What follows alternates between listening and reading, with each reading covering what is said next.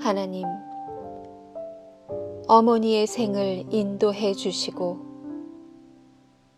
당신의 따뜻한 손길로 어루만져 주소서. 어머니의 길을 인도하시어 복된 삶을 살게 하시고 기쁨과 감사의 웃음을 웃게 하소서. 자식 기르느라 생긴 어머니 영혼의 상처를 치료해 주시고 다정다감한 당신의 노래로 그 영혼을 감동케 하소서. 주님, 당신께서 어머니를 신뢰하시어 보석보다 소중한 당신의 자녀들을 돌보게 하셨습니다.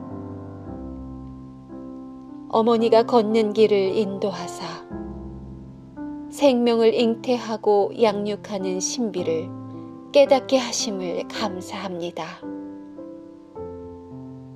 주님, 찬란한 태양빛이 풀잎을 초록으로 만들듯이 진흙과 서늘한 바람이 장미를 꽃피우듯이 눈물 젖은 어머니의 눈과 부르튼 어머니의 손이 한 신앙 인격을 만들고 성장시키는 신비를 알게 하소서. 주님, 늦기 전에, 후회하기 전에 물 젖은 어머니의 손을 한 번 더 잡아보게 하소서. 어머니의 사랑을 본받아 서로 용서하며 돌보게 하소서. 더 이상 눈물도 분열도 악의 그림자도 없는 행복한 본향에 이를 때까지 어머니의 사랑과 그보다 더 큰 사랑으로 저희를 인도하소서. 예수님의 이름으로 기도드립니다. 아멘.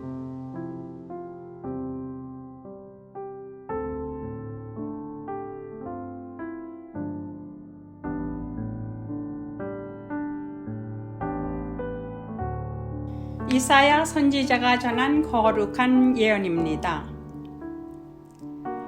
야훼께서 말씀하신다. 나 이제 평화를 강물처럼 예루살렘에 끌어들이리라. 민족들의 평화를 개울처럼 쏟아져 들어오게 하리라. 젖먹이들은 그의 등에 엎여 다니고 무릎에서 귀염을 받으리라. 어미가 자식을 달래듯이 내가 너희를 위로하리니 너희가 예루살렘에서 위로를 받으리라. 이를 보고 너희는 마음이 흐뭇하며 뼘마디가 새로 돋은 풀잎처럼 싱싱하게 되리라. 주님의 말씀입니다. 하나님께 감사드립니다.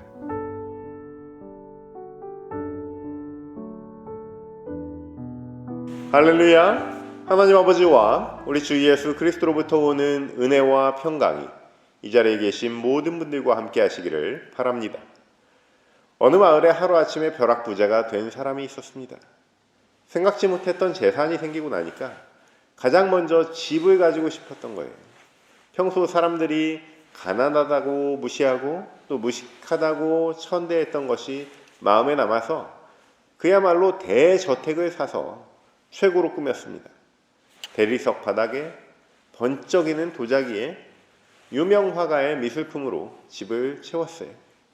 그런데 집을 꾸미고 나니까 어떻습니까? 초대할 사람이 없는 거예요. 이렇게 우리 인생은 공허함을 채운 것 같은데 또 다른 공허함이 찾아옵니다. 그저 할 일 없이 창문 밖을 바라보고 있었습니다. 그러다가 어느 날 오랫동안 여행하고 있는 것으로 보이는 어떤 순례자를 발견했어요. 벼락부자는 순례자를 집으로 초청했습니다. 신이 난 부자는 예술품과 보물로 가득한 방을 하나씩 보여줬습니다.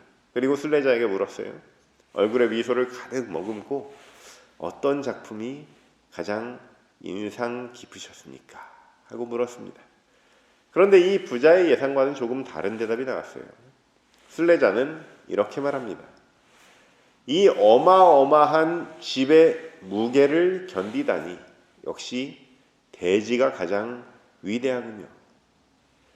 사랑하는 어머니 여러분, 지금까지 위대한 인생 잘 견뎌오셨습니다. 오늘이 복된 어머니 날, 여러분 받은 은총을 세어보시면서 참으로 행복한 날 되시기를 축원합니다. 이 부자의 눈에 비친 위대한 것은 대지에 비하면 아무것도 아닙니다. 지금까지 삶의 무게를 지탱해 오신 어머니 여러분들의 대지와 같은 인생에 비하면 여러분 자녀들의 크고 작은 성취들은 아무것도 아니에요. 그 어떤 위대한 인물도 어머니가 품 안에서 키운 자식입니다. 그래서 나폴레옹은 말하기를 프랑스여 훌륭한 어머니를 가져라. 그리하면 훌륭한 자녀를 가질 것이라고 말했습니다.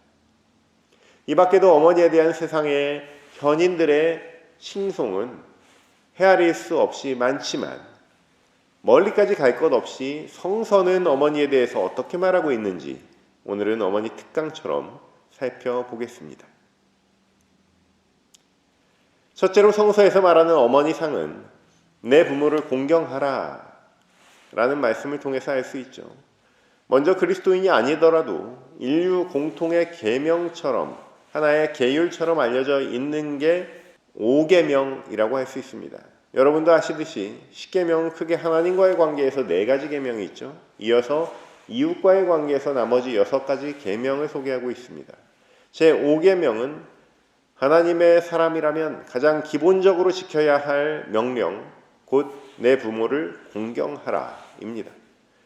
부모 공경이 당연한 이치지만 잠시만 생각해 보면요, 그 어느 누구도 당신은 효도 좀 해야 된다고 타인에게 강요하지 않습니다. 왜냐하면 누구도 내 자신이 효자라고 자부할 수 없기 때문입니다. 당신이나 좀 잘하세요 하는 소리를 듣지 않으려면 적어도 효도에 대한 부분에서는 그냥 가만히라도 있는 것이 낫습니다. 그러므로 세상 어느 누구도 권할 수 없는 이 공경이라는 주제는 하나님의 명령으로 아예 못을 박아놓은 거예요.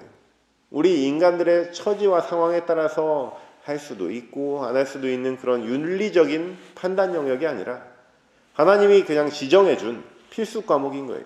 선택이 아닌 필수로 신이 우리에게 주신 명령, 이것이 바로 부모에 대한 공경입니다.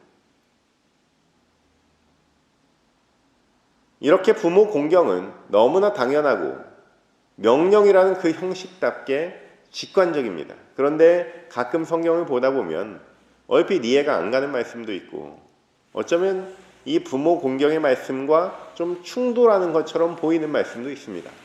누가복음 14장 말씀에 보면 누구든지 나에게 올 때 자기 부모나 처자나 형제 자매나 심지어 자기 자신마저 미워하지 않으면 내 제자가 될 수 없다. 이렇게 예수께서 말씀하셨습니다. 조금 너무하다 싶은 말씀이에요. 저도 만약에 제 자녀들이 장성해서 저와 아내를 뒤로 하고 주의 길로 순례길을 떠난다고 한다면 머리로는 이해해도 가슴으로는 이해할 수 있을지 장담할 수는 없습니다. 그래서 이 말씀이 얼마나 큰 오해를 불러일으켰는지 몰라요. 껍데기만 취하는 이 율법학자들은 앞서 살펴본 10계명의 5번째 계명을 어기라고 말하고 있는 예수님을 못마땅하게 생각할 수밖에 없었습니다. 그러나 아이러니하게도 예수께서 십자가에 못 박히셔서 마지막으로 제자에게 남기신 말씀은 보라 내 어머니라 였다는 사실입니다. 누가복음 말씀만 놓고 보면 오해를 살 수 있지만 예수의 생애 전체를 통으로 보자면 예수님의 진심, 예수의 최후의 가르침이라고 할 수 있는 주제는 어머니라고 할 수 있습니다. 우리 예수님께서는 하나님 아버지를 뒤로 하고 이 땅에 오셨습니다. 우리 인류를 구원하시려고 하늘보좌를 등지고 우리에게 오셨습니다. 제자들이 예수의 도를 걷고자 한다면 예수님의 일거수, 일투족과 합일이 되어야 한다는 얘기예요. 무엇에 걸려서, 무엇에 매여서 길을 떠나지 못한다는 것은 궁극적인 진리를 아예 맛도 보지 못한다는 말과 같습니다. 그 어떤 논리적인 100마디 말보다 십자가상에서 숨이 끊어지는 그 혼미함 속에서 최후의 힘을 다해서 던진 이 외마디, 보라, 내 어머니라. 바로 이 가슴으로 전하는 깊은 말씀으로 제 5계명을 지키신 분이 바로 우리 주님이십니다. 존재의 마지막 순간에 인생의 엑기스 한 방울이 떨어진다면 그것은 바로 사랑이다.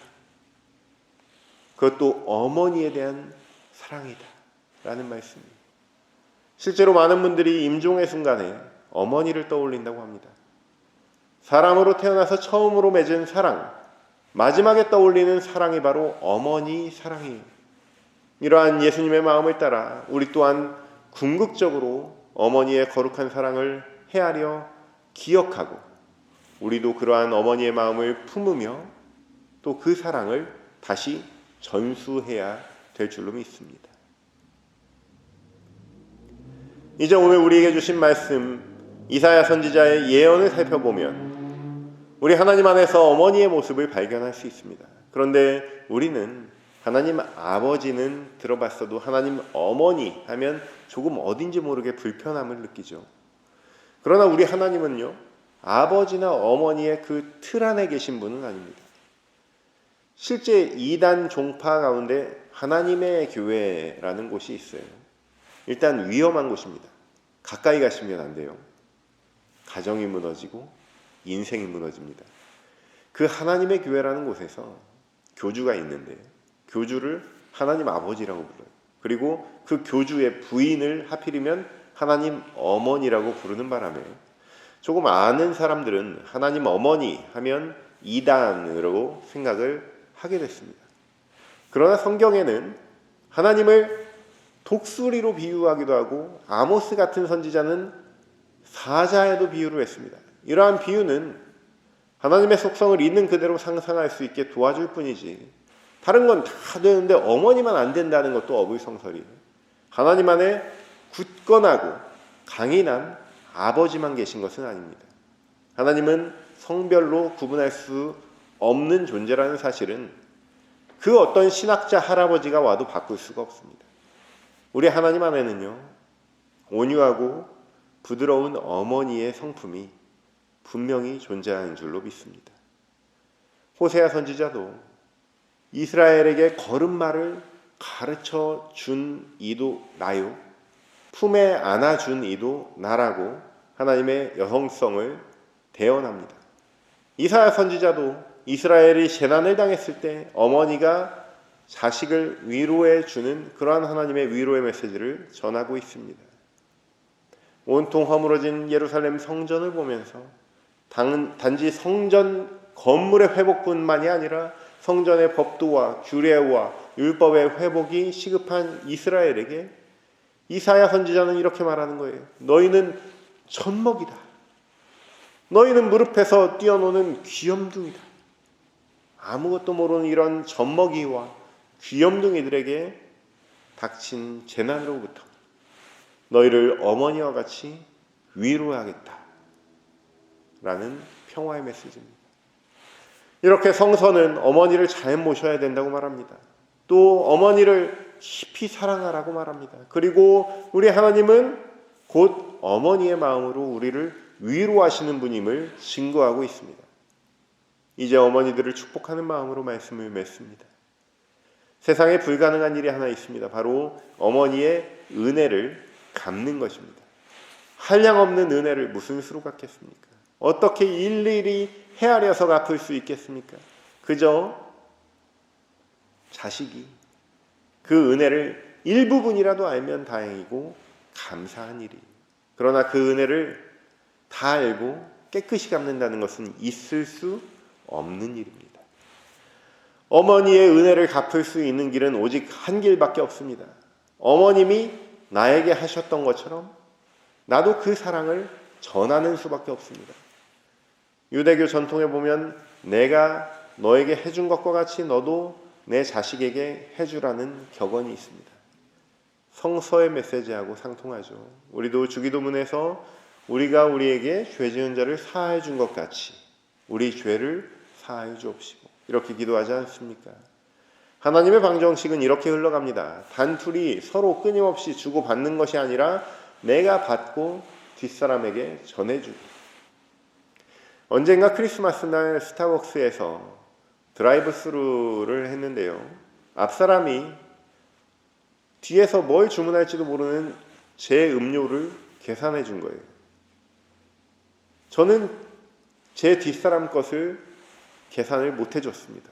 그냥 너무 깜짝 놀라서 감사해서 어리둥절하고 막 출발하고 나니까 아차 싶은 거예요. 몇 년을 두고 그날만 생각하면 부끄럽고 후회가 됩니다.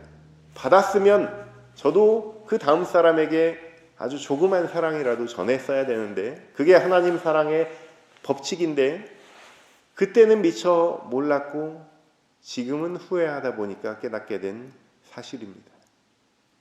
그런데 우리는 종종 실수를 하죠. 자식에게 베풀었으니까 자식도 나에게 갚아야 된다고 기대를 할 때가 많습니다. 어떤 엄마가 딸에게 금반지를 줬어요. 그러다가 수십 년이 지나서 엄마가 딸에게 묻습니다. 너 왜 내가 금반지 줬는데 안 돌려주니? 칠순된 딸내미가 백수하시는 엄마에게 대답합니다. 아, 엄마 그거 지난번에 우리 딸 시집갈 때 줬어. 지금 이 100세 되신 할머니는 자신도 엄마에게 그저 받은 것을 흘려보내놓고 어느새 그 공식을 잊어버리신 거죠. 거저 받은 것은 거저 흘려보낸다는 그 공식은 은혜의 공식입니다. 사랑하는 성도 여러분, 깨어 있으시길 축원합니다. 등불을 들고 깨어 기다려야 할 줄로 믿습니다. 우리가 깨어서 기다려야 할 분은 오직 하나님 한 분뿐이십니다. 우리가 세상 살면서 은혜를 베푸는 것은 하나님의 대리인으로 살아가는 행동 방식일 뿐입니다. 잠시 하나님의 어머니와 같은 마음으로 그냥 베푸는 것뿐이 주거니 받거니 기브앤테이크 하는 게 아니에요. 하나님의 마음으로 베풀고 위로하시기를 축원합니다. 그리할 때 여러분 또한 하나님의 위로를 받으실 줄로 믿습니다. 내가 주면 또 하나님께서 또 채워주시기 때문입니다. 이러한 은혜를 받으시는 모든 성도들에게 이사야 선지자는 이렇게 말합니다. 너희는 마음이 흐뭇하며 뼈마디가 새로 돋은 풀잎처럼 싱싱하게 되리라. 아멘. 모든 지각 위에 뛰어난 하나님의 평강이 그리스도 예수 안에서 너희 마음과 생각을 지키시리라. 아멘.